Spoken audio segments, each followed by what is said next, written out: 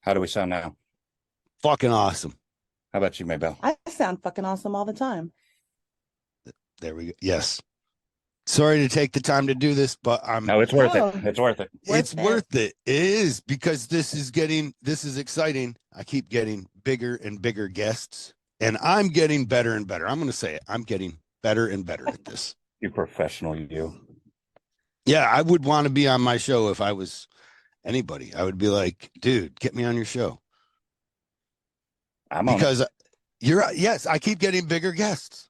it. You're a fool. I might be saying this, maybe it's a lie at some point, but I keep saying this, and it's true because we keep getting bigger guests. You're my biggest guest on the show so far, the most famous, the most star producing, been in the most productions, speaking roles. Don't know what I'm talking about? You know what I'm talking about. I'm not talking about your former porn career, brother. We weren't going to talk about that. You said no. We'll just edit that. Well, cut that bit. Maybelle said no. I'm all for it. Oh, you were going to delve into the 1970s? We'll skip it. We'll skip it. All right. Let's talk about Maybelle. Yeah, I mean, it brings up a lot of questions because you are a sword swallower. I know. So your you gave me porn a career in career, prison. and you've been in more movies than I have. Yeah. How many have you been in, Kyle? Zero. Absolute zero. Nice. No, I was in Three Men and a Baby. Yeah. Were you the baby? No, remember that kid that was on set that was hidden behind the curtain because he was like frozen? Like I just wandered onto the set. And behind the ghost kid. the ghost kid. I was the ghost kid. I'm the ghost kid. So Yeah, it all makes sense. a lot of this all makes sense, don't it? Yep. It does. Yeah, because of my close proximity to Steve Gutenberg, a lot of things make a lot of sense. Yeah, I could see that. Now, one of the things that makes sense is that I would have sideshow act friends and somehow cajole them in their stardom, in their rubbing elbows with the Hollywood elite. Don't say you don't. That I would cajole them into being on my show. Well, we're the lucky ones. Absolutely. I've been waiting my whole last 6 months or so for this, Kyle. That's why we had your agent cancel on you twice. You fuckers. Don't bring that up, man. Well, that just proves how important you are. How busy. How busy you are. What are you? Can we talk about what you're working on now? We can in no uncertain terms, but we can. We'll use code words. We can't name names. I think we can name the name. Can we talk about like the movie Godfather? Yes. So we are working on a production right now with Francis Ford Coppola. Super excited about it. Francis Ford Coppola. Wait a fucking second. I've heard that name before. Where do I know that? Well, he is the director of such amazing Oscar-winning movies, such as the greatest movie of all time, The Outsiders. Oh, yes, the greatest movie of all time, The Outsiders. It is a good one with young Matt Damon, I believe. Yes, very young, and Tom Cruise, Matt Dillon, and Matt Dillon. Not Matt Damon, Matt Dillon. Yes, good catch, Kyle. Yeah. I was trying to mess myself up. It was too relevant, but also, of course, the Godfather series. Yeah. Yes, the Godfather for sure. Yeah. And he did Bram Stoker's Dracula. Mm-hmm. And Peggy Sue got married. Is that your favorite? That's Nicolas Cage, right? Yes. You know that is his nephew. Yeah. Oh yes, this is awesome. So, is there a chance that you're going to meet Nicolas Cage? I hope not. I'm not a big fan of Nicolas Cage. He thinks no. I don't even dislike him. I'm not a big fan of his. I don't know why. Well, I'm Raising Arizona. No, I will. I do stand corrected on that. That is a very incredible movie. But and without him, it's not the same, is it? I don't know.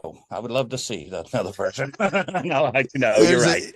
There's an interesting monster that he has become in Hollywood that is like he will be. You don't know. It's going to be the shittiest movie ever. It's going to be overacted, or it's going to be perfect because of his involvement. You know. Right. And Right. didn't they just make a movie about him being an actor turned into an action star or something like that? So I feel like there was, I don't have my phone with me, otherwise I would look it up right now. But it looks like some cheesy movie, but I was strangely drawn into the trailer. They were showing it on the flights, Southwest flights.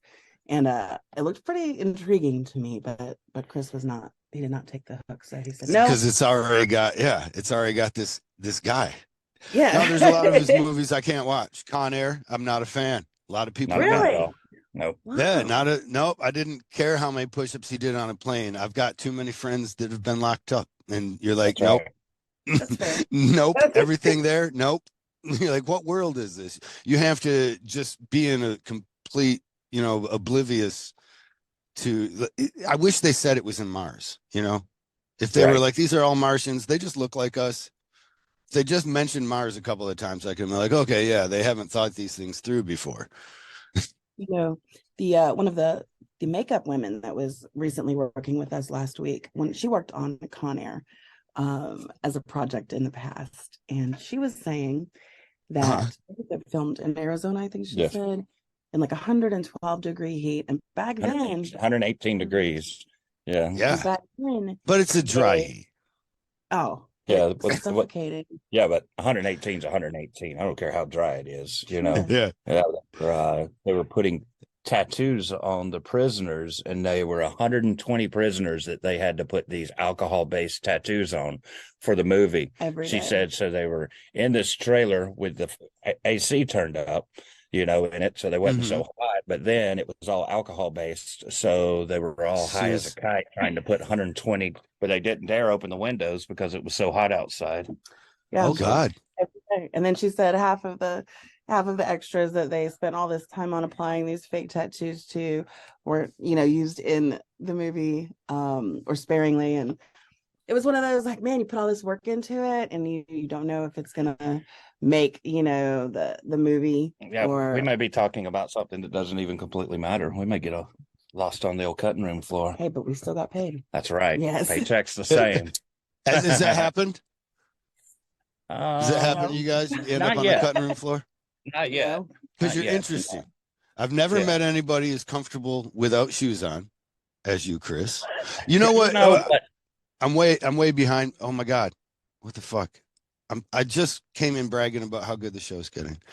I haven't even introduced you guys. Oh, that's where Hey everybody, welcome straight to the point, completely off topic. Now let's get back to the topic with my guests, Chris Steele, Captain, and Maybelle or Elaine, Yes. as her friends know her. And you Go guys are the duo, the sideshow performance. Is it sideshow? Yes. yes. It's not freak show, right? No. We're You're not not doing lucky the enough to bearded be lady called anymore. freaks.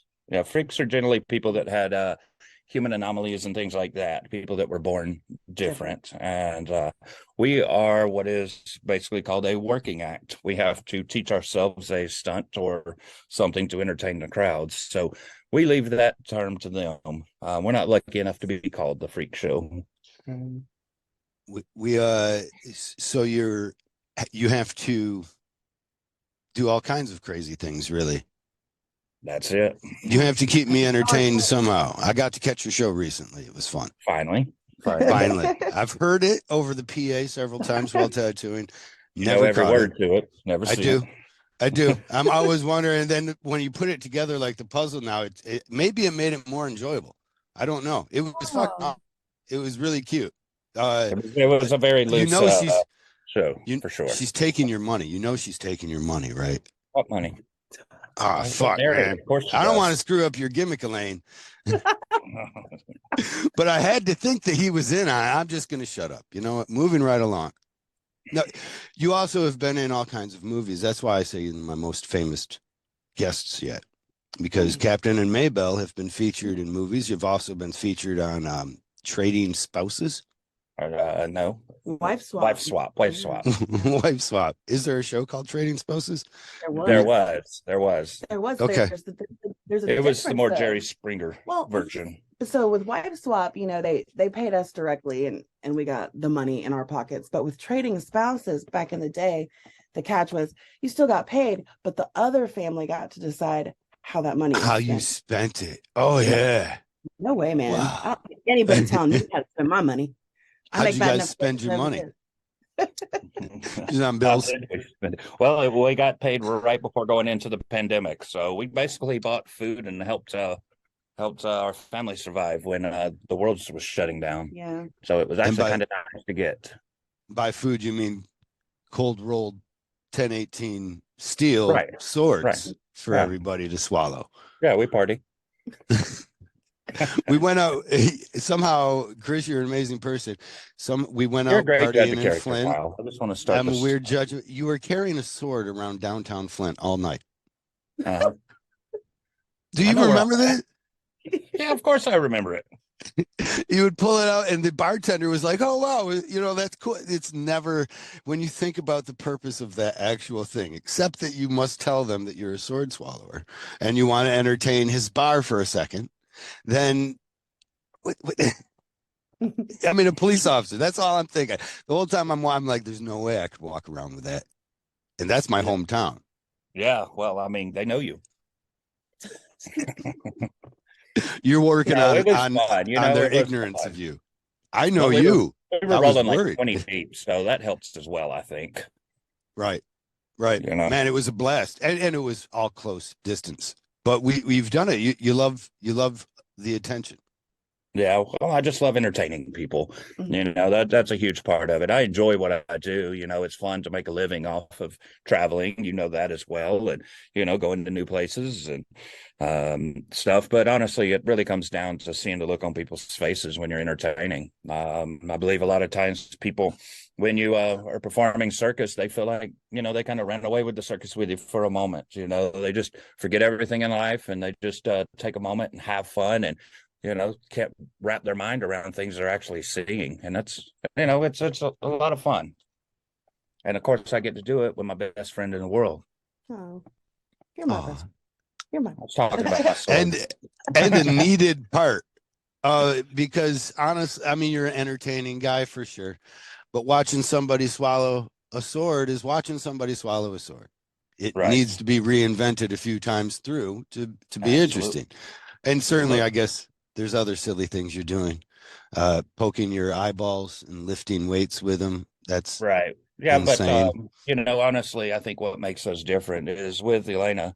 She actually, you see our chemistry on stage. You see us. We've been together 25 years. We've been married. What's coming up on 19 years. So we already have this natural chemistry. You know how it is when we're cutting up and having fun. You've hung out with us many times, and once we get on stage, man, we're just it's that version of us amplified. And so Elena does really good at number one, keeping me on track of what I'm supposed to be saying and doing, because you will often go off script. I know, that's why we need Kyle just to yell from his booth since he knows every word and go, "Hey, asshole, wrong line." Wrong line. But she also, I always figure it's just a nuance that you guys are using to keep it fresh.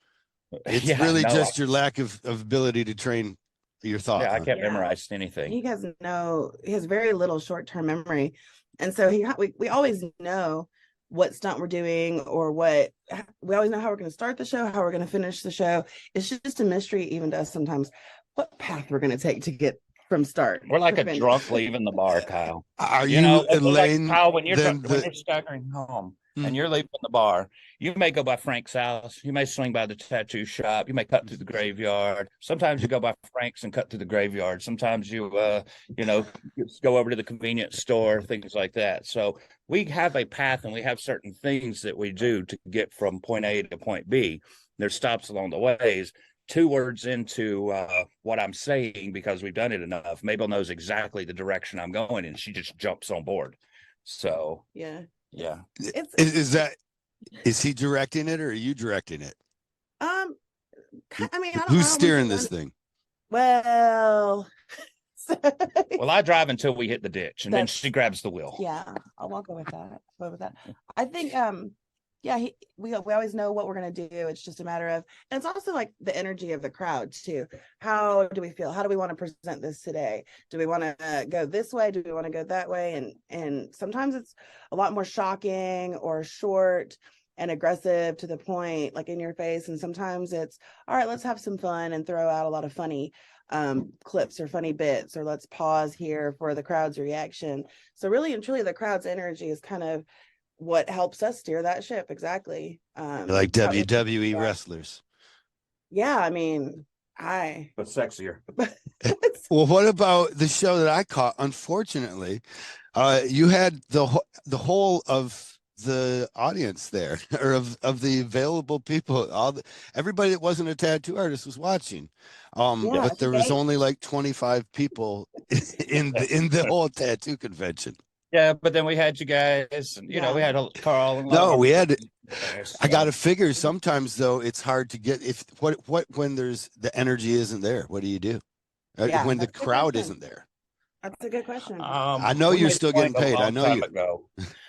What bothers me more than anything is someone going on stage and having an attitude because there's not people in the crowd. And so they give a half-assed show. They really don't care. But you know what? You're punishing the people who did show up. Mm-hmm. And so, right. They're the ones who did show up. They're the ones who are there to support you. And so, we have high energy, and we we actually make jokes about it. We thank the Invisible Man and all of his friends for coming here today. Invisible Man, thank you guys for standing ovation. That yeah, we do that. But honestly, it's we're doing it for us. We're up there having fun regardless. It's not just putting on a show. It's not like you're, time to make the donuts. It's not like you're going to do work. We actually very much enjoy it, and we're cutting up and having fun with our best friend. And sometimes we're acting like fools. The smaller shows, you notice we're cutting up and talking back and forth with the crowd a lot more as well. We pull them in and make them a show. Mm-hmm. Where does this start? When do you guys decide to have an act? When did you meet? I guess we should start. Where is that? Where do you meet? Where do we meet at, or when did we meet? When did you meet? Where did you meet? Explain. So we met the day after my 19th birthday. And a mutual friend had introduced us, and we just kind of had a friendship, I guess, leading up to it. We were both in different relationships that were not great for either one of us. And so throughout the next year or two, we kind of were just supportive to each other as friends. And I mean, he was kind of mean to me a little bit, kind of picked on me a little bit. She was cute. That's what you do. Is it? Is it? She made you nervous being that cute? Palms are sweaty and everything. You're sweaty right now. I'm nervous. So then you were taking the break them down approach. Is that it? I think, yeah, he was. That you say that. Yeah, I think he was. So I just kind of helped him, like held him at arm's length, and he made me laugh a lot, and we had things in common. And one of those things in common was actually like we would go to like circuses. When Ringling Brothers would come through, it came through the Omni here in Atlanta. And so he would come down and we would go together. Or if the North Georgia State Fair came, which is like the outdoor carnival, we would go. And it was just always a fun thing that we connected with. And fast forward a couple years, and Chris, a lot of people don't know this, but before he moved down here to Atlanta, he lived in South Carolina. And back in that day, which I guess is like 97, 98, tattooing and piercing were illegal in South Carolina. And Chris had moved here from Oregon back in 97. As a piercer? As a piercer, yeah. And where it's illegal? Go ahead. Okay. What's that, in Oregon? No, from Oregon to South Carolina. Yes, it was. When I went, tattooing was illegal, but piercing was not illegal. Okay. I set up it was not illegal, but it was not illegal. So I guess it.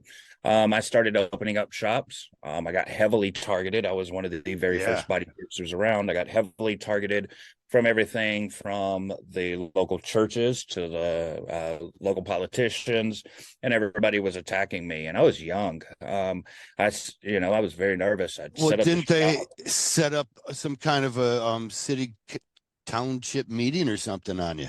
Well, I mean, that would be their they did a lot recourse more than usually, that. They because started getting everybody in town to come together and start protesting at my shop, Mhm. trying to shut me down. I was young. I just built the shop out. I was so excited, and I spent every dollar I had building it out. And I why come, South Carolina then? I had family there that I Mhm. moved, and so I Okay, moved in. but you knew the law. I knew there was no law, so Oh, it, okay. yeah. You So you yeah, really so they didn't imagine so many problems were going to stem out of this. No, I didn't. But it was definitely a battle I was, okay with fighting, I guess. And so I ended up coming to work, and I would have 100 protesters outside of my shop and wouldn't letting anybody get into my parking lot or anything. We woke up this happened a couple days in a row. I got up one morning the news media was there, and next thing you know, I'm on the 6 o'clock news, and I'm like, Hmm. man, the end of me. They're about to destroy me. I'm coming into work depressed the next day, about Yeah. thinking about starting to pack things up. And when I show up, I have over 100 people standing in line who had made it through the protesters. They were standing in line waiting for me to unlock it. They were so tired of, I guess, the local politics and people telling them what to do with their lives and what to do with their body. I turned it off. I don't know why the hell it's beeping. Mhm. So, But that was like their protest just showing up. That is awesome. yes, Yeah. when they showed Bring a up, tear to your I'd eye. say busier than I'd ever been in my life, and everybody got pierced, and everybody spent money and bought a T-shirt, and man, I made the most money ever, and it didn't stop from that day on. It was just like I was, Awesome. I guess people were just worst thing that they could have done was called the news out there to do a negative story on me, and it blew up, and I Did became the very news successful. attempt to keep it negative on you, or was it just in the Oh light yeah, of these people protesting? yeah, no. I would anytime that we'd have Mhm. any kind of event or anything. There was a local Baptist college there called Bob Jones University, and they really loved to target me. BJU. And BJU, imagine Isn't that. that funny? Yeah, and so You- they would every time that I would have any kind of event or Even anniversary fundraisers. party or anything, I would just send them free tickets to it just to get them all pissed off all over again. So So that was because it helped yeah. you. That mhm. No, go ahead, go ahead, go ahead. That was your whole like this is my advertisement dollars here. Well spent. absolutely, 39 cents on a stamp. absolutely. To get Drop some them a little call. Hey, did you know Mhm. that they're doing that piercing thing again? You'll want to get out and protest. Was it? I ended up seeing The Last Temptations of Christ by Martin Scorsese Mhm. almost only. I mean, I probably would never made my radar at the age that I was. I didn't give a fuck about this kind of stuff, but I seen it because Catholics protested in such large extent that it made the news. Right. and that raised, yeah, I get that for sure. That's It kind reminds me of some ICP lyrics. As terrible of as that is, religious, you made them rich instead of helping those poor people eating all them garbage cans. When I come to town, you better protest me because motherfucker, I could use the money. do it, Kyle. There's skill there I didn't know you had. I was just Oh. reciting some down poets from the Insane Clown Posse. Just some great poetic geniuses that don't understand how magnets work. So I'll go Moving back a on. little bit then. So you know that now you kind of know how this up and comer was in South Carolina and making his way in the business. And Rough then start. Yeah. rough Wasn't start. he sounds very attractive, no? Yeah, I Like you're know. like So this. I'm sitting there, and at that point, I've been working in retail for a while, and in my retail career, I would train newly hired store managers, and I would travel throughout the Southeast and go and open up new stores, and I really love that aspect of my career. And I fell in love with this little girl, and I decided that I wanted to move to Atlanta, and I give my shop away to one of my employees with almost everything that was in it, Oh and my I God. moved and started to work for Dino Cook. Big name. And then the time it was Psycho Tattoo, then now Sink or Mhm. Swim Studio. And I have been piercing at his studio and managing there for 21 years now. where does you're a piercer? You didn't come to South Carolina to swallow swords. No, I first got into I did body suspension. You're very familiar with. I did body suspension for quite some time, and then I went from body suspension. But I would always tie in doing human blockhead or doing other types of stunts that we do on stage, and then over time I migrated away from it completely. And once I Human blockhead, where you put a 6-inch steel rod through the middle of your head. Yep, or run power drills and all kinds of fun stuff. So, one summer, I guess it was summertime. It was right actually after he had moved here to Atlanta. We went to the Renaissance Festival, and there was a guy there making swords. And Chris stopped in and asked this guy, "What do you make? Starfire swords?" Yeah. And Chris asked him, "Hey, have you ever made a sword for someone to swallow?" And the guy said, "I don't care what you do with it once you get it. I don't want to know." But let's take some measurements, buddy. And he made this sword for Chris. Mm-hmm. You took measurements of your internal body somehow? No. Well, I knew a basic on what size. Actually, the size is an average size of one of the productions that he does.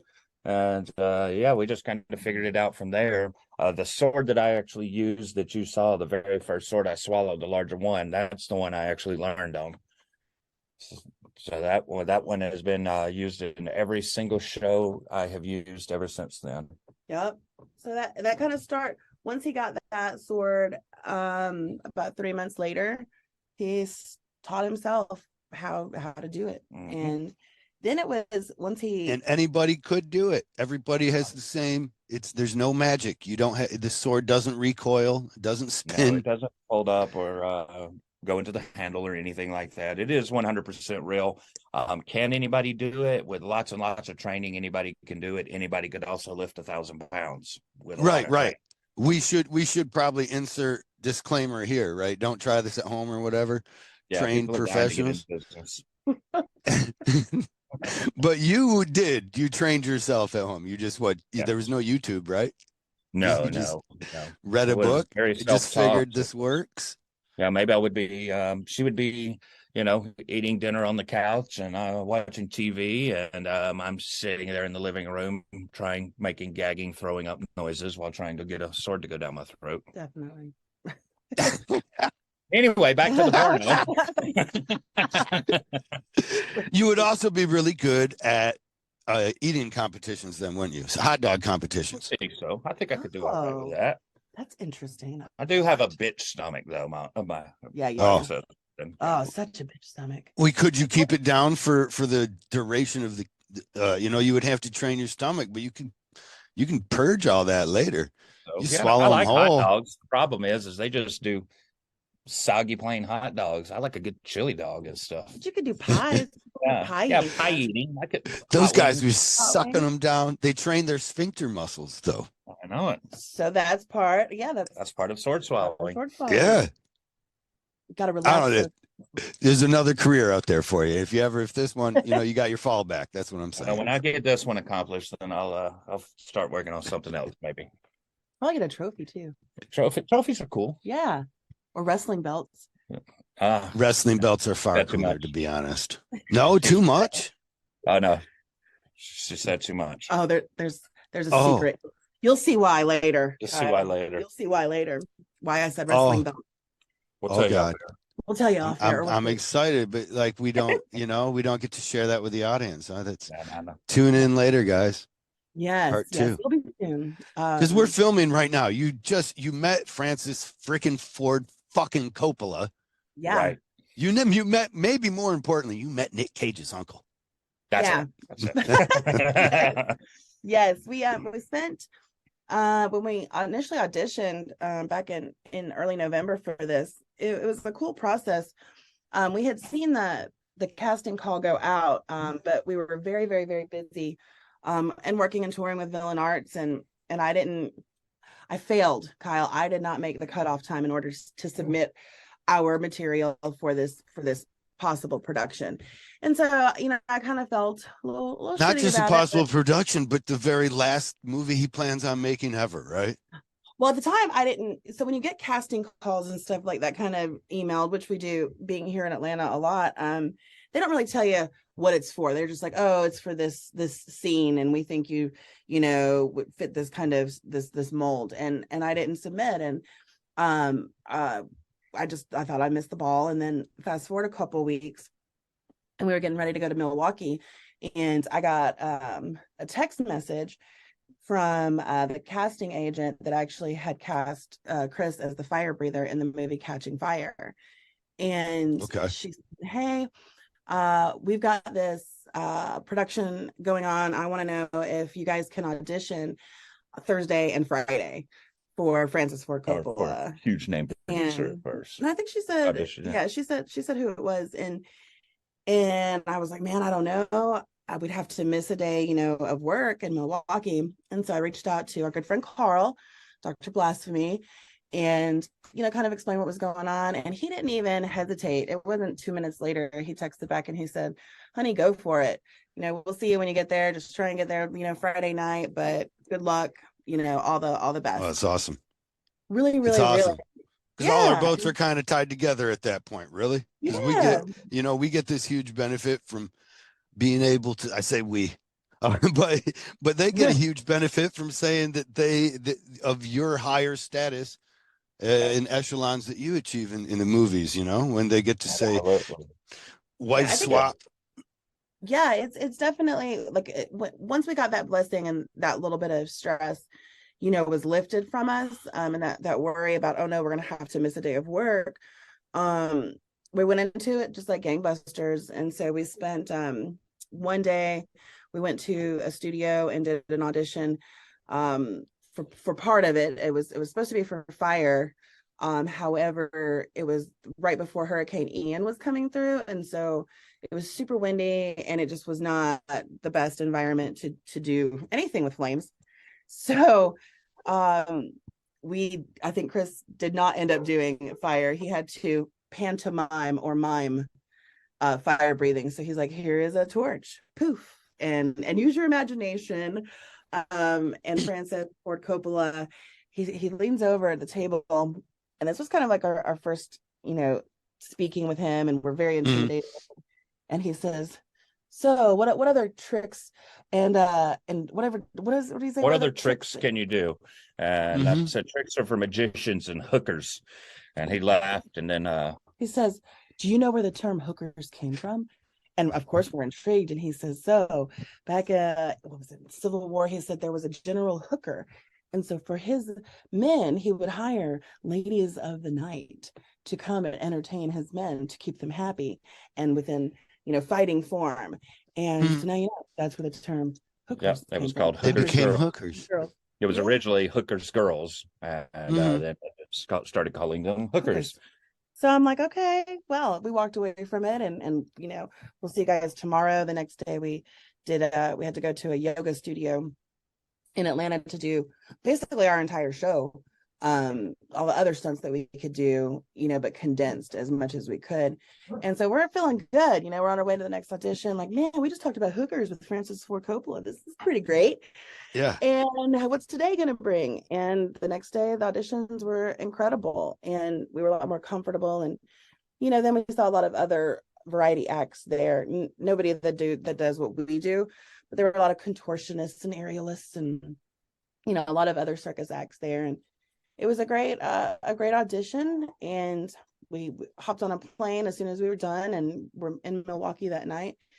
And we had a great feeling about the whole thing. And the next week, we got that text of, hey, you guys are in, you know, we'll be in touch with you as far as filming. And so that's kind of where it's happened. So last week, we did 2 days of filming on set, and lots of hair, lots of makeup happening there, guys. Lots of fun stuff. I think, yeah, there's a whole Were you lot wearing anybody's name? I was not wearing anybody's name per se. I'm actually wearing Chris has a whole costume that's designed just for him. I went and after many dress changes and whatnot, end up wearing a dress that I have worn. That's my personal dress. And they used it and embellished it and did some other stuff to it. By an incredibly well-known costume designer. I can't say her name yet, but she works for Lady Gaga. Let's just be. she is an Oscar-winning designer as well. Actually, you could probably look her up, but she's won Oscars for Chariots of Fire. She was nominated for Dick Tracy. Lots of cool movies. You get to keep these cool articles of clothing that are made just for you. So why would anybody else want it?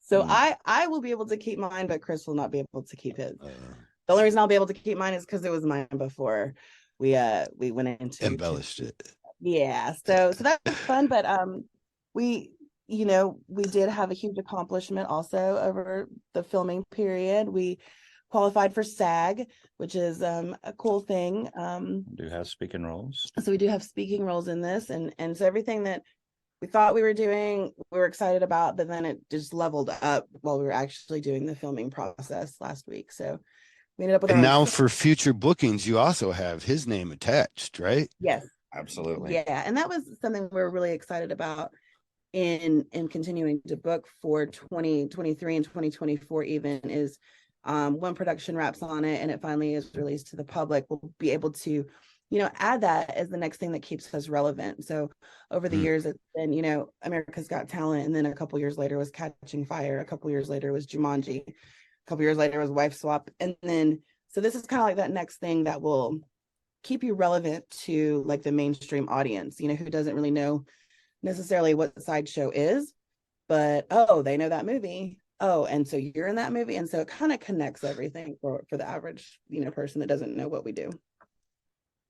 Yes, I'm so stoked about it, really, because I don't know, I love I'm a name dropper.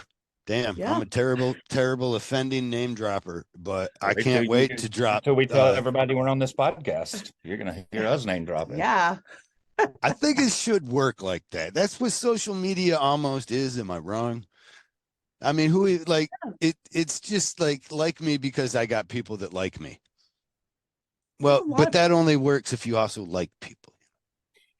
That is a fact. That is a fact. Well, and just like the Villain Arts thing, when we were talking about how much they supported us, and they're going to get a boost from it. We all we're like a giant family, and each other's success all makes us all bigger and better. It's a big machine that kind of works together. And once you get hanging out and having some of those late night drinks, and attempting to save children who are in locked cars with and stuff, the super well with our sheep. We did our best superhero that night.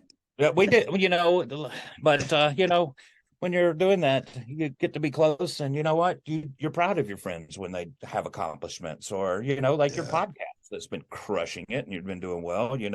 We've been so proud, and proud of you, and proud of both of you, actually, and because I know the behind the scenes as well. But are you saying that you know my wife very well?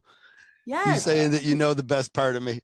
Candy is always reluctant to get on the microphone on these things for some because she wants this. It's like and maybe she doesn't realize this. It's like Silent Bob, though. When he speaks, it's like you get to, oh yeah.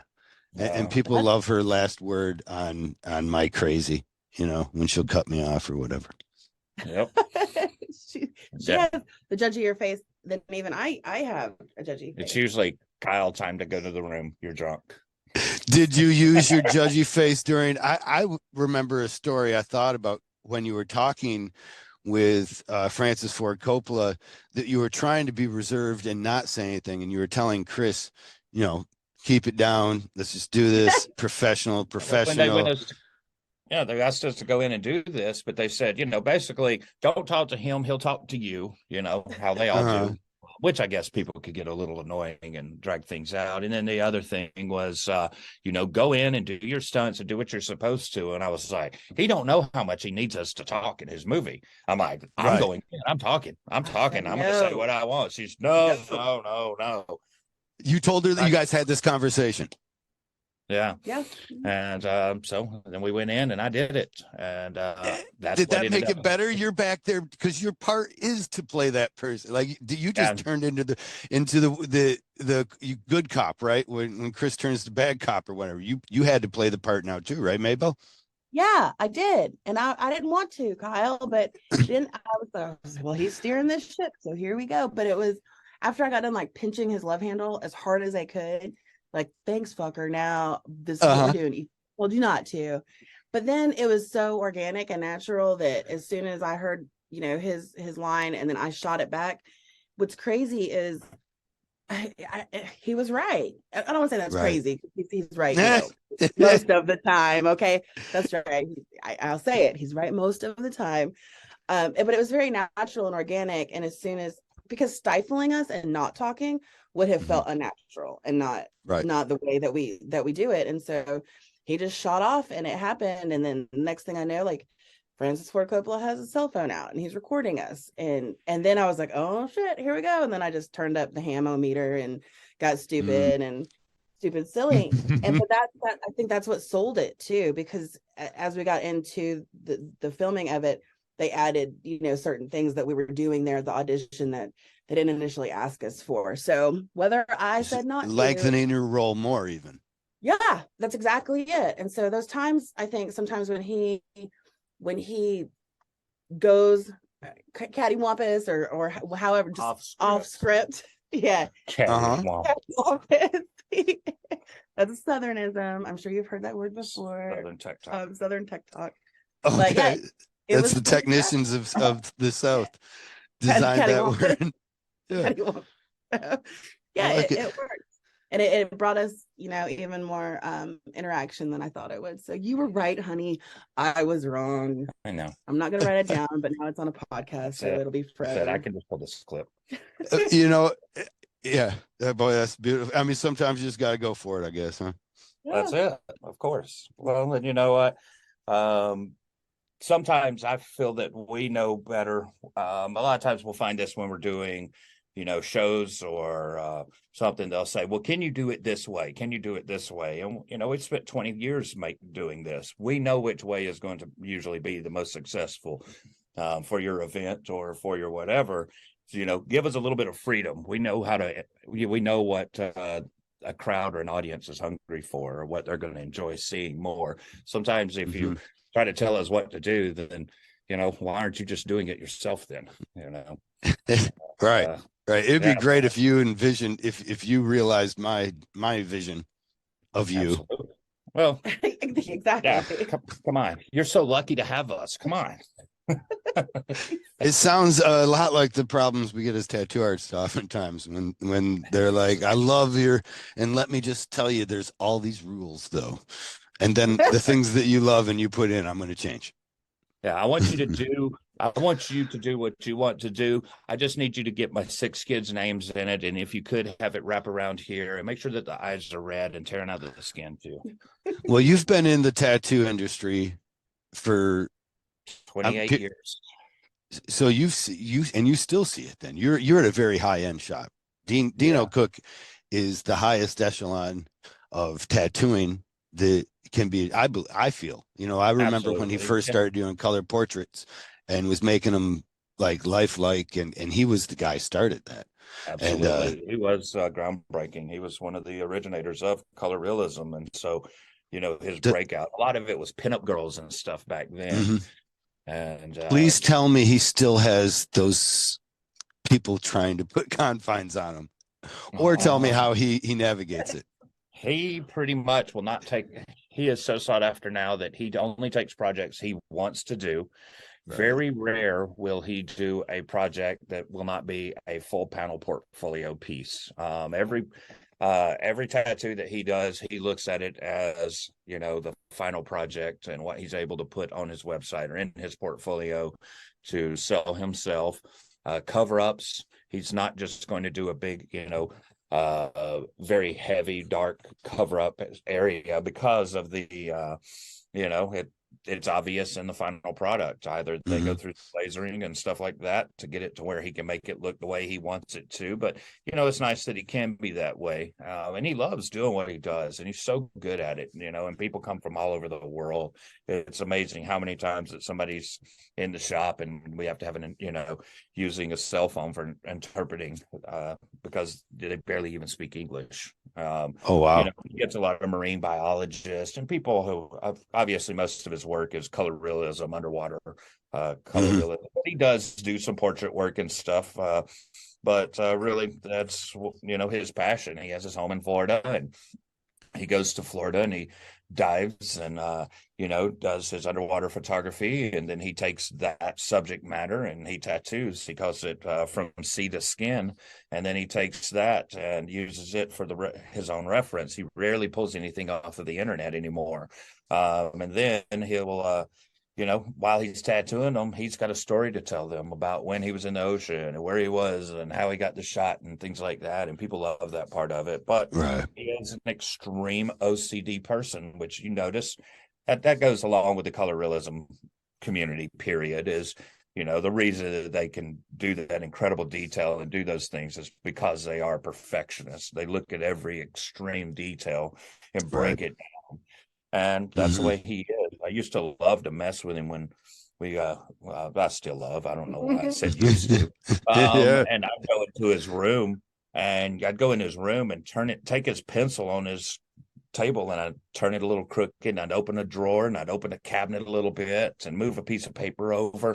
And man, he was like a robot. He'd come in and just scan the room like a robot, and he'd fix the pencil and the paper and close the cabinets and the drawers and everything, and then just sit down and continue. Wouldn't even pay attention if somebody did something to him. He was just like, it's just the way his brain works. It's that crooked pencil. If he walked out of the room at night and that pencil was crooked, he would lay in bed and sleep over it that night. You think he still does? What if somebody's turning it right now while I'm sleeping? Somebody's moving my pencil. I don't know. He definitely loses sleep over silly little things. Well, I should. We are talking about you, though. I'm sorry. Yeah. Sorry to get off on like that was my. Sorry to get off on another person who's so lucky. Well, my upbringing, it was a huge part of you remember then you were watching tattoos yourselves, and you ended up being at his shop, and there was a time. I mean, when we didn't have social media, but Dino Cook was still in every shop across America. His pictures would be taped up. Some people would put them up as though they were almost their own things because they wanted to try and do it. Yeah, from people would represent. Really that's mine. I did that. Let's do another one. Liar. But Jumanji, what? And now I'm going to say Betty's wedding, but it wasn't. The long list of movies you've been in, what proximities have you been in with these celebrities that we see on our tabloids? And what have you learned or gleaned of the industry from all the cogs from the behind the scenes that we maybe don't know about? That's a good question. I think in filming movies and TV and like America's Got Talent and the competition behind it, I would say celebrity wise, it's interesting because they try and keep you as far away from them as possible. But what we do, because we're not considered, I guess, like regular extras or whatnot. So we kind of, or Chris will tell you, because this is actually the first film that we've worked on together. So he's done movies himself and had to be, alone on set and stuff. And I've done them myself. And this is the first one together, but we kind of always kind of go our own way almost, like we're loners, I'm a rebel daddy. That's right. Right. I'm doing my own thing. He's doing his own thing. But we noticed when we came together is people just kind of leave us alone and let us wander around. And so I would kind of see things. I remember I was his safety when he was filming Jumanji, and the scene he's in with it has The Rock and Jack Black and Kevin Hart and the other one, and so I remember seeing like Rock's wife had just the other one, the female, I don't remember, but the other one, The Rock's wife had just had her baby, and so we're walking around and she's got this newborn baby, and Jack Black's on the cell phone, and I remember, to me, I'm impressed, and I'm like, Chris, there he is. Like, he's on his cell phone right now. And Chris is like, yeah, but he's just like me and you, Yeah, but on a cell phone. he was so kind, especially Jack Black was amazing. He was just going around and hanging out with everybody and doing Tenacious D stuff and singing with people and just being, just so down to earth. It made me Oh, actually, it feels so good to hear, doesn't it? oh my gosh, Great to because be around too. Huh? there are people that we have met over time who are not that way, but that, um, just it's real relieving when you see that. And when you see like a genuine sincerity behind them, and they're not Mhm.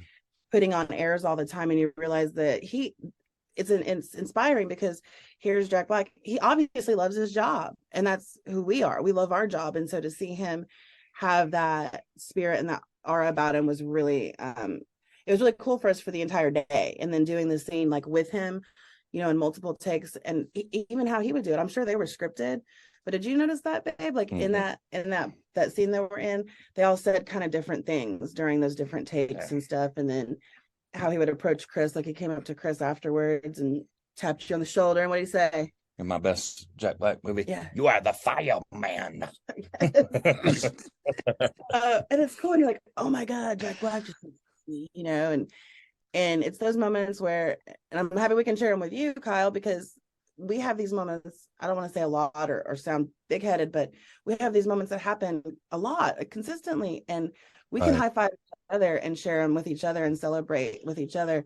But we're so proud of these accomplishments and those moments too, that and they're exciting and they are fun. And we've worked really hard to get to that level. And so, to be there and see them, I'm very blessed and very fortunate to have a partner like Chris that has made things like this happen and come together. And like I said, there are some people that, that haven't been as kind, but Nicolas Cage.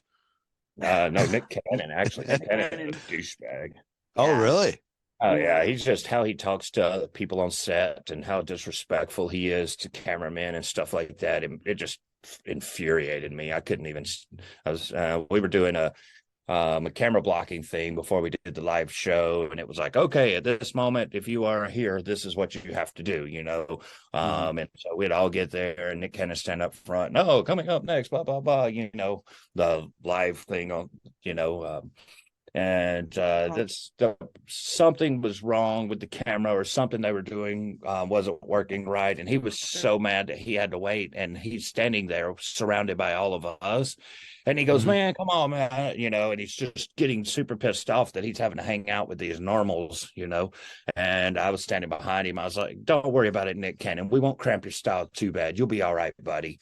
And he turned around just furious. And of course we're on like were you what was your tone? How are you being? I'm already being... I'm 6'5" and I'm on a 6-inch step behind him, so I look over, he turns around just like, who the fuck is this, kind of turned around and looked at me. I'm towering over him. I was like, it'll be cool. And he goes, you guys just call me when you get your crap together. And he just walks stormed off, and everybody just starts laughing at him as he's leaving. Yeah, now you hurt his feelings. That's it. Well, he needed them. He needed them, but it's rare. We don't see a lot of that, but you do get them. You do get them every now and then. Yeah, but nothing to dwell on. That guy, Kyle Dunbar guy, have you met him? Man, he does not. That guy. He does not act that way. It's very inviting. Yes. Yeah. The worst. I don't know. People get that about me, I guess. They are sometimes surprised, or they expect me to be one way. I had a bodybuilder recently tell me to calm down just walking into the bathroom. This guy's like yoked up. Like, were you putting your flyers on the floor? I have started doing that. Have you? They're perfect for bathrooms. I've been writing on them, hey, what you working with? Just hey. And I see you there. And then I'm putting them up right up on the urinals.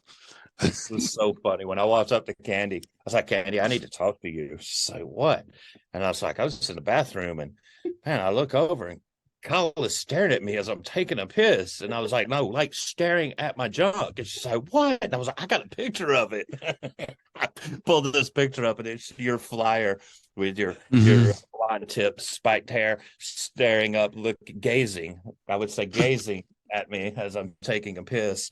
And did a shot of Intently it. focused on you.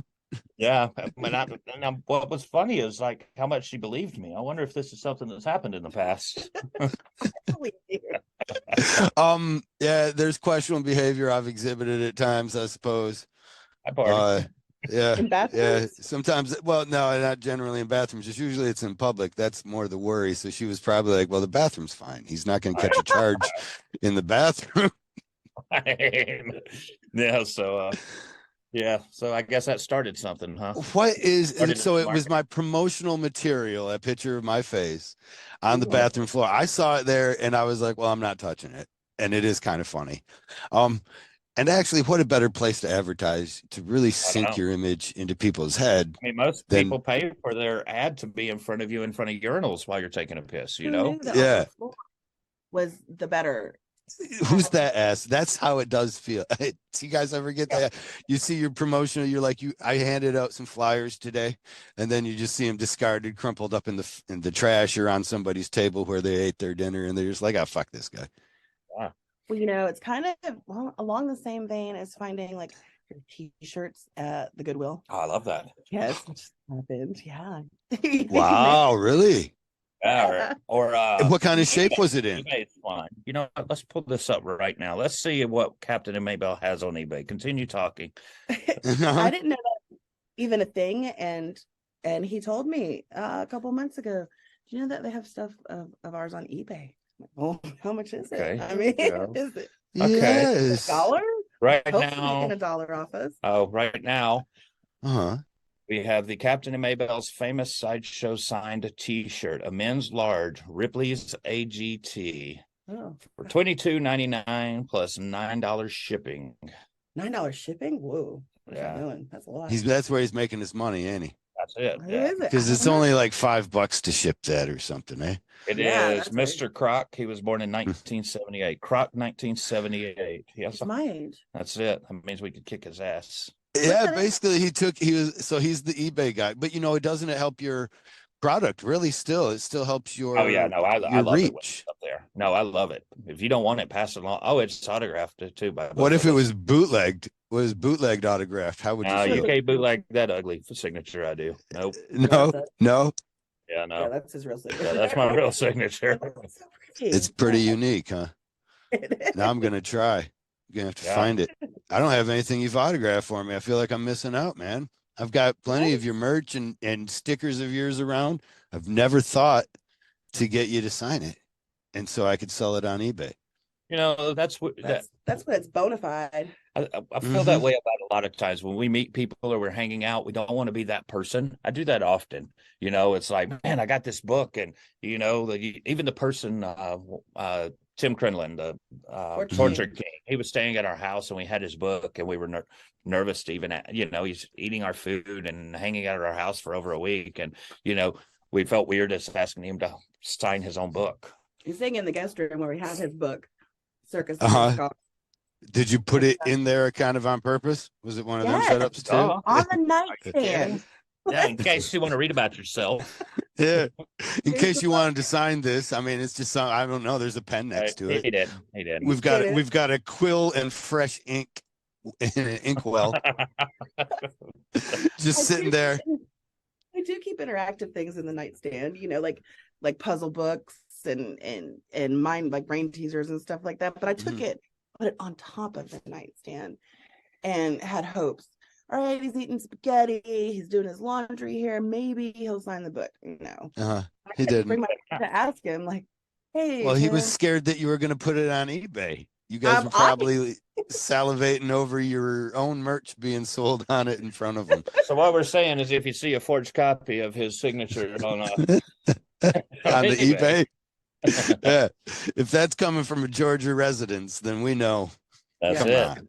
Yeah. Well, and he was a person in our sideshow community that we had looked up to for many, many, many years. He was with Jim Rose back in Lollapalooza days, and so over the course of time, he went his own way, and I just had a lot of respect for him. I liked to see the evolution of his show, and then we started seeing him when he started performing again live. And so yeah, it was a thing when he was coming through. And before pandemic, I would personally produce shows here in Atlanta, at different venues, and sometimes they would include bands, sometimes it would just be strictly variety performers. And we had back in, what was it, 2014, 15, a year-long run at a comedy club here in Atlanta called Laughing Skull Lounge.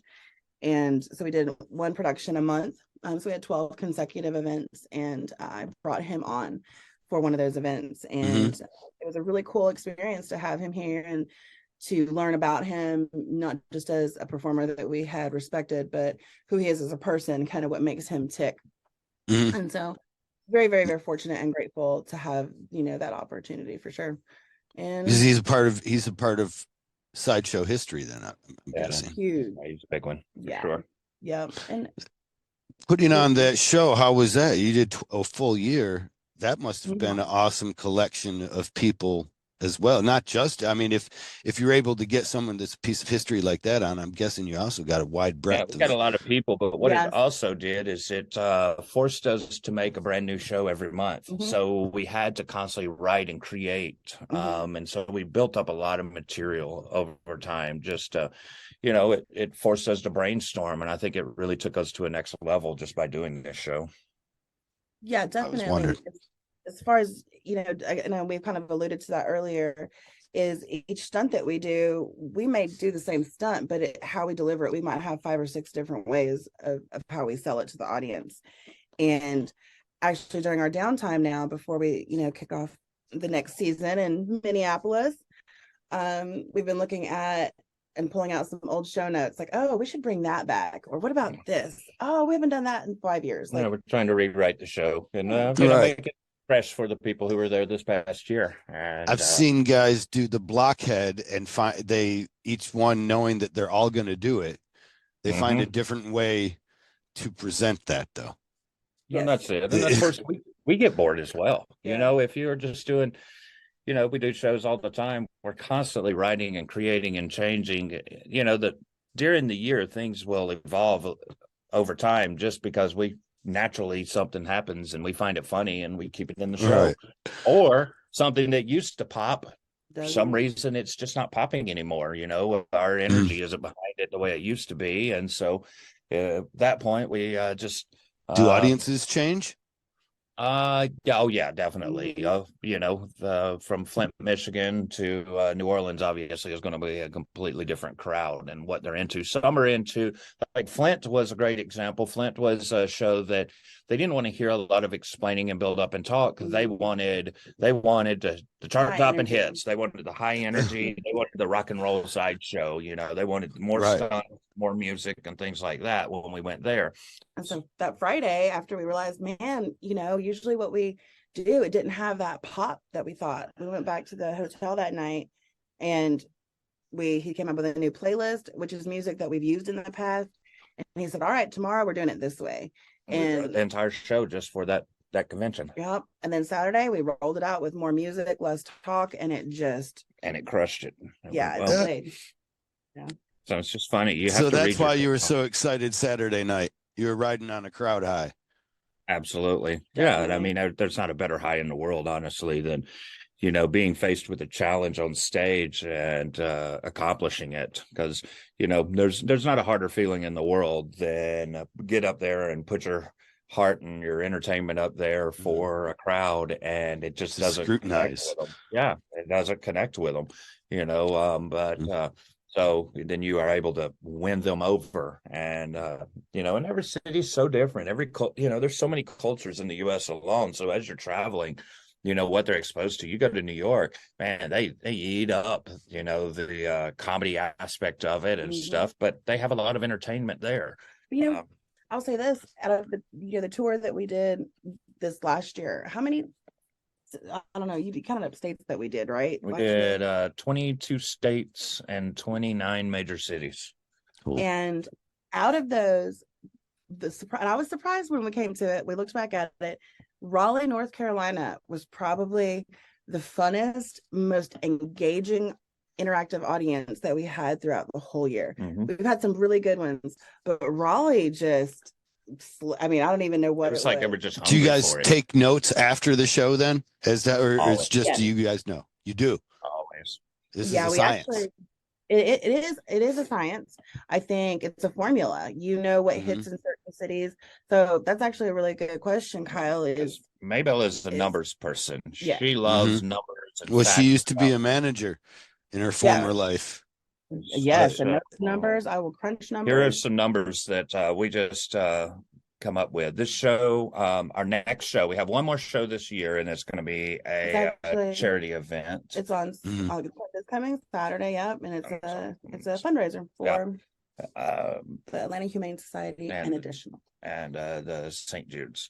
And it's the 105th show of the year. Going into that show, I will have swallowed 1,315 swords. That equals 2,630 feet or 31,560 inches of cold stainless steel. Now, are you figuring this in practice times as well, or not? These are only on stage. This show, that number, when we do that show, we will surpass a half a mile of steel. We have traveled to 22 states, 29 major cities. Oh my God! So, and also let me throw a little factor that we didn't go over. I should have gone over. You hold a world record for the number of swords in your throat at the same time. Am I right? Not necessarily the number of swords. The number of I hold currently the weighted sword swallowing, the human scale thing that you see at the end. I hold it. Okay. But also it has been over time for the longest sword, the most swords swallowed and twisted inside of the body, and then the most. Which you do discuss, and every time I'm worried. It doesn't matter how many. I've seen you with 13. I don't know if I've seen 13. You don't do that often, right? You twist the fucking thing. 7 every single show. Every single show, I'll swallow 7 and twist it 180 degrees once it's inside of me. And then do the flamberge sword, or the wavy sword, basically. And then you twist that one too? Gravity drop. I can twist that one. I don't do it in our show, but I can twist it, no problem. But we twist. I don't do it to that. Is there any health benefits to it? No. Can you lead a religion? Can you possibly cult? Possibly. Sword swallowing. Yeah, I'm all right with everybody running around half naked and stuff in a cult, but I'm really not into killing yourself or drinking Kool-Aid. It's not my thing. Right. So not my thing. You're gonna need medical staff around, no? Absolutely, but yeah, and so we did the underwater sword swallow. That was done at the Ripley's in Gatlinburg, Tennessee, the Ripley's Aquarium. What? So we jumped into their tank, and I was not aware. You into some fishy ass tank, and somehow you have to be holding your breath or something. I go in with basically with like a hookah line hose, and I'm able to breathe with it when I'm ready. I had my safety there. Basically, he pulled the respirator out of me, and I swallowed 5 swords as soon as I was done. He had it handed back to me. 5. 5, yeah. So we're about to do 7. We're ready to break it. And when I say 5, are you taking 1 in and it comes out, 1 in and it comes out 5 times? Nope, I take 5 and 5 all at once, and 5 all out at once. You don't do them one at a time either. You put them all together all at once. Yeah. Right on. If you could hold your breath longer, would you have done more? I could do more. You don't break it by the most amount that you can, because you want somebody to break it so you can get a world record again later. A world record is only good if you make it a marketing event. You're putting your life on it. So and a lot of times we use it to help with charity events or things like that. We're going to do the next underwater one. We're going to do it. We're going to be working with H2 Ocean and Dino Cook as well. And we're going to go to the Bahamas, and we're going to do it in the ocean with a bunch of sharks. And we're going to do that and set the world record again. So we'll do 7 or 8 then. Right on, you goofball. H2 Ocean, big name. They're helping you, and obviously they're going to make it a marketing event as well. This is something they want. Absolutely. Wow. What's grosser, the fish water or the ocean water? I mean, Um, it's all full of poop, right? One's at yeah, it least is. filtered. It I don't is. know. I don't know. I mean, I don't know. I drink Fireball sometimes. That's pretty bad. Why I'm more worried about your than swallowing the steel. I'm more worried about the microorganisms getting Yeah. in. Well, that is a fact. The Bahamas, it's a little cleaner. We may be a little better in the Bahamas than You're we would. gonna Oh, you're gonna have poop. You're gonna get well, that salt water in there, and you're gonna poop, brother. well, I mean, That's true. I think the ocean would be dirtier yeah. than the aquarium. I don't Yeah. know. I don't know. Like I'm sure the aquarium cleans this shit out. Well, I mean, the ocean's pretty self-cleaning in itself. I don't know. I don't know. Uh, I told you, I I'll think party. that salt But water why is you trying gonna to turn get this into yeah, you something? I'll party. party. I How do you mean, hate the fishes? when I've surfed, I don't hate them. I'm just Well, I you use know getting plastic salt straws water too. it Cannibal. makes you Yeah, makes you have salt to water. poo. Huh? Yeah. Well, that's Mhm. it. We've thought this through. I see. You always think you've thought this. I don't know. You know what? If I thought it through, would I really be swallowing swords? Yes, that's my other. Where was something made you want to? Both of you have had some kind of relationship with performing at some point in your life that you're like, that's what I would like. I mean, I don't hate performing. I'd have nothing to perform, but I used to love watching the pastor somewhat, just Oh, thinking absolutely. I should be up there telling those people to give me their money. Yes. Absolutely. Absolutely. Well, and um, I did come from a religious background. I had a Mhm. great grandfather who was a Baptist minister and a grandfather who was a Baptist minister. So I witnessed a lot of Hmm. that. But I was also Lively fascinated style. with I was Baptist is a fascinated with circus and sideshow as a child. I mean, it went way back, and I knew that I was going to be some form of entertainer. And as a child, I was always the entertainer. I always would, you know, tell jokes and get up and sing, and at Christmas time or whatever, just singing Guns N' Roses at my Baptist grandfather's house while they're watching, trying to entertain everybody. So what you I guys did like entertainment circle or something like we'd see in Eddie Murphy's Raw or something. Like no, it was just me. It was just me. Yeah, I would say, like someone pay attention to me, please. that's How many it. brothers That's and it. sisters you got, brother? I got one brother. I do have two stepsisters, but they didn't come into my life until very late. So, but very close to them. But yeah, growing up, it was just me and my brother. What's your brother do for a living? He works with. Accountant. Tell me he's an accountant. Well, he stays in trouble a lot, but he basically does. I don't know, work some warehouse work or something. Okay. Yeah. You Yeah. talk to him a lot, I see. No. No. No, I I'm talk to my mom sorry. a lot. He lives with my mom, and me and my mom are very, very, very close. But Yes. yeah, unfortunately, me and him are not very close. We have a Complete lot of opposites. yeah, we're complete opposite personalities that just clashes. So Oh, that does suck, man. I'm sorry. And now I'm the dick. Really, no, that's no, what well, sucks the that doesn't most mean about that. no. It honestly, it's nothing major, and it's not I any just hidden or anything. Honestly, just I'm imagining somebody who's singing Guns N' Roses to at their Baptist Christian family that he needs to compete somewhere. yeah, he So was he more went, into hip hop. yeah, that completely different genre. I'm rock and roll. He's hip hop. True. Right on. So true. Well, bless your soul and your rock and roll. Yes, And that's Elaine, it. yourself, how did you get Elaine, the idea? Elaine, Elaine, sorry. Oh yeah, my God, I'm It's doing it. I'm okay. sorry, you're not on a Seinfeld episode. It's that's okay. it. That's it. Maybelle. Yeah, I get Maybelle's it. the best. I get it. Bill That's collector's what I daughter. stick with usually. Candy was talking about you as being Elena, and she was referencing, and I'm like, I don't even know who you're talking about. It went on for some time because I also was sometimes just like yeah, and just figured that it's me not knowing things. So eventually it becomes clear, and there were too many conversations passed until eventually I was like, who's Elena? Yeah, We don't. but actually, my own parents don't call me by my given name anymore. They call me Maybelle also. Yeah. Once I started calling her Maybelle, it just kind of evolved that way, and I call her that all the time. So everybody else just kind of Yeah. jumped in, and now she basically knows that if you're saying Elena, that you're probably a bill collector Bill or collector. So something. Candy turned me into a bill collector and all this, That's and a poor one too. When I get it Right. wrong, I'm just. She got to know my brain don't work like that. All right. um, well, Thankfully that she's there for me to blame for my many social oh, faux pas. But take the yourself, bum off. when did it Um, occur that you're like, I like this? This is something. Did you see it as a child at all?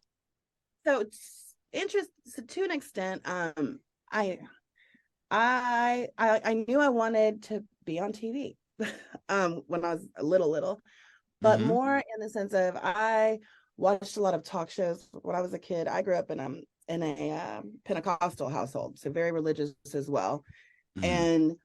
and not allowed to watch a lot of TV except for news and the Oprah Winfrey Show.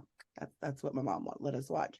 So I grew up watching a lot of news, like as weird as that sounds, but like you had, in early on, you had your morning news, then you had your lunchtime news, and you had your 5 and 6 o'clock news, and then your Dateline at night. Uh-huh. And I wanted to go into broadcast journalism Okay. throughout. 2022. Do you watching that? It I don't watched. matter. No. I do Okay. watch a lot of true crime, a lot of news stories and stuff like that. But yeah, not news anymore. I actually despise news or talk radio. So interesting how that Is came that out. because of how you were interested in journalism? You followed that pursuit, Yes, and it. well, to an extent, I did. I wanted to do that all through high school. I was, very active on the yearbook stuff and stuff like that. And then I went to applied to and got accepted to Oglethorpe University, who had an extensive, really in-depth journalism program. Mhm. And then I got knocked up, and so it that derailed my college dreams, really and truly. But I always liked talking in front of people. I always felt good, like sharing things with them and sharing stories and sharing news with them and being the first one to tell them about something exciting. And I just didn't know how it was going to go, and I was very sad and happy to be a mom, but like, how is this going to affect me later on, and what I want to do? And having Mhm. a child early on, that's kind of what pushed me into the retail career that I got involved in. But even in doing retail, I started traveling more, and like I said, training and opening stores. So I was really I was kind of had like a leadership quality to an extent. Yeah, which is almost a performance too, right? I mean, you're It showing really up a is. new person in a management group setting.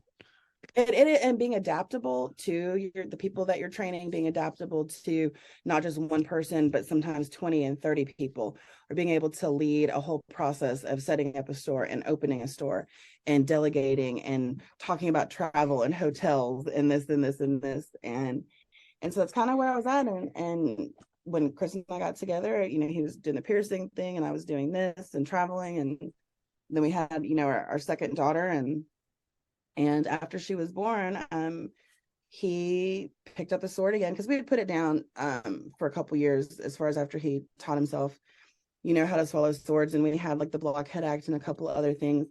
We had some life changes, happening, and we bought a house, and we tried really hard to get pregnant with our second daughter, and went through some challenges there. And once we had her and got settled, it was like, okay, everything's good, let's go ahead and give this another shot. And so I left my retail job and I went to college and I got my degree in marketing.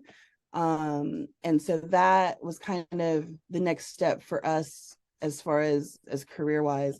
What can I do now to apply skills that I've gained and make it beneficial for this path that we're taking? So yeah, I always wanted to be in front of people and share my passion for whatever it was at the time, or excitement.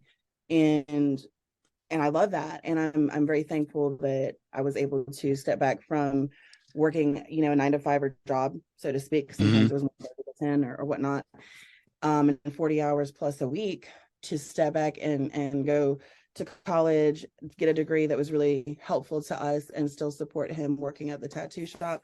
And really, once we got all those ducks in a row, it was all right. And throughout that time, because our first public sideshow was Halloween in 2008. Together, yeah. And then it just kind of picked up after that. And before we'd even done America's Got Talent or anything. Chris had a show at Six Flags over Georgia, which we live, what, 20 minutes away, maybe from Six Flags, 15, 20 minutes away.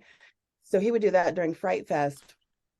And so that really kind of gave him that skill set of, all right, doing repetitious acts and whatnot and interacting with crowds and being adaptable and whatnot. And then it was just a matter, it was really a formula of plugging everything in that we had learned across the board, as far as like, this is what it takes to be goal oriented and to achieve certain things. And was the college education a part of that too at any point? What did you study there? Marketing. So it was across the board, from public speaking to analyzing. Analytics was one of my favorite things. Statistics was one of my favorite things. So it definitely, you're boring. I know. I know. But I'm smart. Is it smart? So that's why I have to sell it. It's awesome. I got to sell it because it is boring. It's not true. One of my favorite podcasts actually is Freakonomics, which is just data statisticians and their geeky pursuit of knowledge from studying those data sets. If you haven't listened to it, it is honestly awesome. It is. I'm gonna make a note of it right now. I would love to. That sounds like right up my alley. So. Oh, it's Freakonomics. Awesome. It's so good. They're so devoid of political bias that it's this hugely refreshing thing, despite the things they might be talking about may have excite both sides. That once they made some points about abortion and they got more death threats from liberal people than they did from the right-wing people. They were surprised because it seemingly implied that killing kids made society a better place. Well, I got to go down that rabbit hole. That's a rabbit hole. For sure. Maybe, I don't know. I mean, we used to sacrifice them to the volcano or something, right? Like maybe could it be better if we didn't have a few of them? Could we tell that early? That's the real question. Really proven there's not a volcano god? I mean, nobody's proven that it's real, but you got to sacrifice for the volcano gods. There's no book written. That's it, right? It's because they wrote it on papyrus or whatever, and that shit didn't last, man. If they would have carved it in the stone, we'd have a better idea. Absolutely. Fuck these volcano gods. They didn't have good forethought. Papyrus paper now. Yeah, they stuff rots away. It's like good 10 years. You can't fucking archive on shit. It's like where we're going now with all the data archiving that we have. Archaeologists are going to be lost until they figure out ways to decipher any of the magnetisms left of these things. Yep. I'm able to plug them in. No, can't plug it in if there's no plug, right? No drive. We're not going to have paper anymore. So what are we going to do? We're not going to know. It's going to be sad. Your brain works, Kyle. My thumb drive. My thumb drive. On that happy note about the end of civilization, and I don't know if that's where it was going. In my mind, it was completely the end of civilization. I was right there with you. Okay, cool. Right on. End of the world. Where's my sheet cape? Oh, you're what? You're getting a cape for sheet this? cape. Yeah, you know our cape. I mean, every hotel has a cape. It's on the bed, isn't it? Yeah, it's on the bed. It's a sheet. Well, I tell that story. Chris is like, me and Kyle were there. It's you ladies that were holding us back. I said, you mean us ladies that are talking sense into They were, dude. We were. I hope that kid made it out without our superhero help. It's something we have to live with either way. No, I hope too, but the unknowingness, not knowing, still eats at me. Honestly, I've never thought about it till right now. Fuck that kid. If it doesn't know how locks work, come on, man. I'm just right now saying we need to sacrifice some to a volcano god. You think I'm going to worry about that one? Wow, he's just a future traffic problem. Come on. He's in the light in front of you checking his And Instagram. then remember that we were going to get the brick to let free him from a guy who was walking around assaulting people with a brick. Now that would have been a lot of fun. That one would have been a lot more fun. Yeah, if we ever ran into that guy. Getting the brick means we got to save the kid and knock the window out. It wasn't really for the kid. Another couple of people with bricks. How bad that would have been. Absolutely, man. Can you imagine getting clapped in the head with a brick? I saw Friday. You're the guy I'm looking for. We've been looking for you all night. Like the six-fingered man. Big cities. Yeah. Because it does tell you crazy stuff that's happening around you. And that Philly was the first city that we used that app in. What So I happened? guess for reference, we need to explain some Oh, of this. This Some app of that made us would be superheroes. Some child, Citizen app. what was it? The superhero app? What was it? The vigilante Citizen app. app? It's The it's citizen like app. ways where people report crime and stuff. It's the people who report it, and you can do live videos and stuff. And so any city you go to, like I It's a can, Karen message board, is what you're saying, right? It's a Karen kind of. message board for Kyle's. yeah, Yeah, and it's real-time crime reporting, but you can, yeah, go live from different spots. Like if you see a car accident happen, then you can go live and say, hey, I'm actually right here at this car accident, traffic's backing up. So that's how normal people would use like it, right I now, suppose. this morning at 10:15 a.m. A triple shooting in Bankhead, all victims in critical condition, 2 men and 1 woman were shot. And that Oh shit. is Oh, 2 hours Chris, I'm ago. not suiting up with the 2 hours sheep on ago. that one. A hit and run collision, vehicle collisions, vehicle That's here. burglarized, all Right. kinds of things around you. Hello. So, if shit's going Well, down near you, you get an alert saying, hey, look out for the crazy guy with the brick. yeah. Or in big cities or wherever, it's kind of like, you guys know we get out of conventions late, 11 o'clock at night. Do I want to Uber somewhere to eat? Do I want to walk somewhere to eat? Oh shit, there's a guy walking around with a brick. Maybe I'll We Uber this we guy. may have had a couple drinks while we were out there, and we saw that there was a guy assaulting people with a brick, and then the next one that came through was a child was trapped in a car and they couldn't get him out. And so me and Kyle were grabbing the sheets off the bed to make superhero capes, and we were going to go take this brick Oh, away from this guy so that he couldn't just harm help. anybody. Use the brick to save the child. We were going to be on the front page of the paper. Great marketing. Would have been great for our careers. Would have been It was all a over. twofer. Been Pony Boy saving the children for the burning church, and then the lady said that it wasn't a good idea. Not a good idea, guys. I mean, I good didn't think it. thought, but maybe not. And don't you think that the person that was with the kid that was trapped in the car that reported it to Citizen would have been fine because the kid had somebody with maybe him. it was the baby. The baby couldn't report, but I there know was the somebody- baby couldn't unlock the door itself, so they needed a brick. the cops would have been See, Kyle, this is why we will never be superheroes. Because we got people holding us back. They're talking Constantly, they're sense. just well, don't you think? Well, don't you think? Yeah. Well, don't you think they may just be an Don't you idiot? think never saved anybody's life? Okay, so That's right. and if it did, I didn't read about it. Nope. It definitely didn't make the front page of the paper. Don't you think everybody's life? That's a new T-shirt. That is a T-shirt phrase. Well, hashtag that one, or I don't know. How do we mark it down? I don't know. I have been thinking a lot of stupid T-shirts lately, as stupid as I can. Just like I think maybe people are ready for stupid T-shirts again, or maybe it never went out of style. But that's definitely one. At that retail store that I worked at for so many years, that was one of the best sellers of clothing. We called them verbiage shirts, and it was just that black T-shirt that had words on it, and highest seller. So I think it's time for a comeback for those things. Just right. It could happen. Something with plenty of inferences. Yesterday, I saw somebody with a sticker that I kind of loved, and I was wondering what the thought might be, and if it was even missed by the person who had it. I didn't know, but I know there's this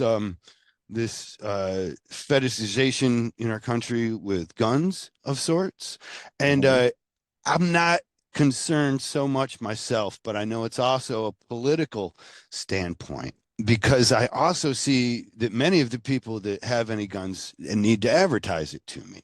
And I saw what would normally be considered to me as one of their normal advertisements with a vinyl sticker on a car.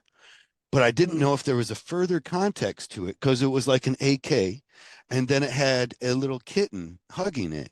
And it was really cute, but that's not something that you wouldn't see on somebody who really likes AKs and wants you to know that they have one. That's necessary. However, the kitten, I cannot overlook that it is a pussy.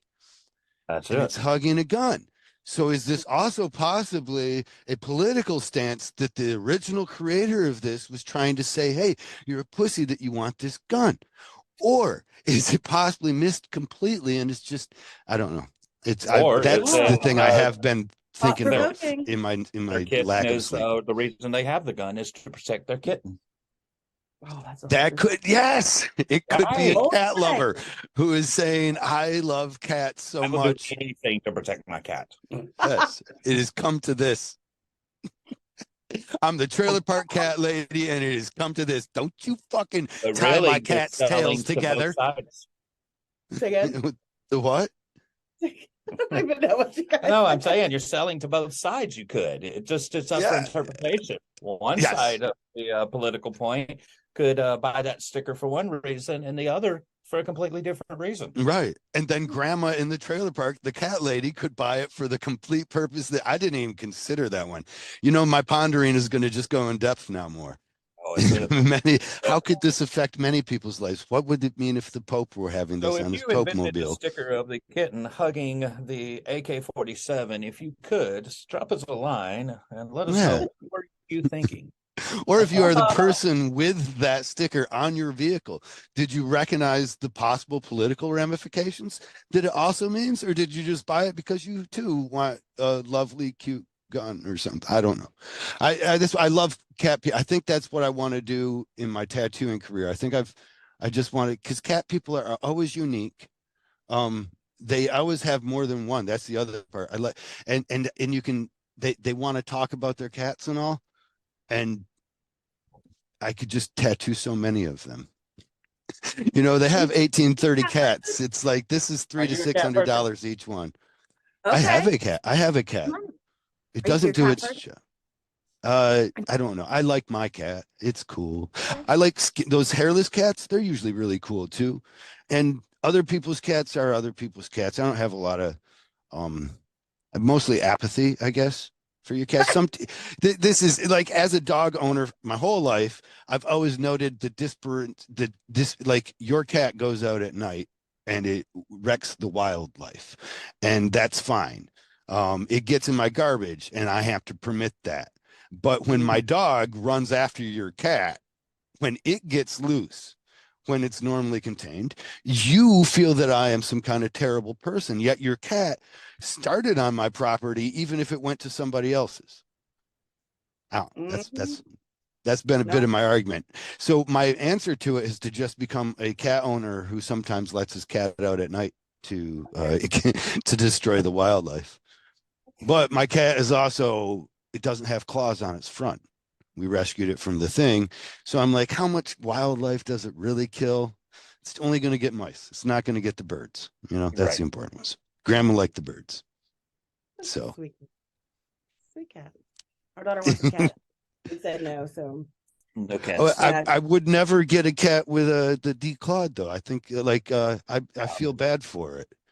Yeah. How Yeah. I see why, Maybe because that's why they gave their cat an AK-47. They declawed it.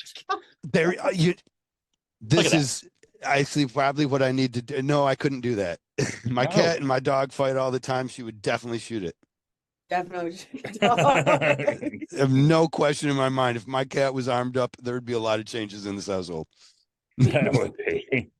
The hierarchy would shift quickly. Like, are you going to have to run out of bullets so that we can talk? I love it. But according to my wife and our upcoming eye appointment, I have officially stayed too long. And now that I know I'm talking about cats with my dear friends, Captain and Maybelle, I also know that I've said too much. Hey, I love you guys. Let's tag up some shit. Where do we follow? Love you guys. Where do we buy your shit off of eBay? And what is your Patreon? Patreon. You can find us at captainandmaybelle.com. Facebook.com/Captain and Maybelle. We are both on Instagram. I am at Captain_Steele_. Back when I thought underscores was a good idea. Nope. And Maybelle is at Mrs. Maybelle. And our YouTube channel. No underscores.